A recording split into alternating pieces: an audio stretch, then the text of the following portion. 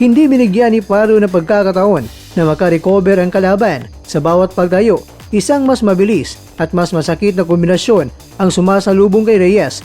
Dito na nagmistulang nanginginig ang tuhod ng pambato ng Argentina. Ito ay hindi lang basta knockout, ito ay demolisyon. Sa loob pa rin ng unang round, hindi lang 2, hindi lang 3, kundi 4 na beses pinadapa ni Pardo itong si Reyes.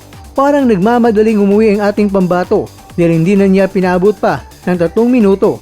Sa pang-4 na pagkakataon, hindi na nakayanan ng katawan ni Reyes ang bagsik ni Pardo. Doon na natapos ang pangarap ng Argentinian sa harap ng kanyang hometown crowd. May delaying tactics pa nga ang ginawa ng referee.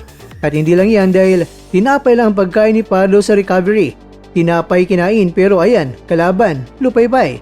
Tulog ang kalaban, wasak ang malinis na record ni Tobias Reyes sa loob lamang ng isang round. Ito ang kauna-unang pagkatalo ni Tobias Reyes sa kanyang buong karera at masakit na sa sarili pa niyang bayan ito nangyari. Samantala, bitbit na ngayon ni Miguel Pardo ang titulong IBF o International Boxing Federation Flyweight Eliminator Belt. Pinatunayan ni Pardo na lakas ng Pinoy ay world class.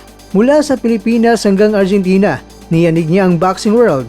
Ang kanyang bilis at lakas ay nag-iwan ng marka na mahirap burahin sa kasaysayan ng flyweight division.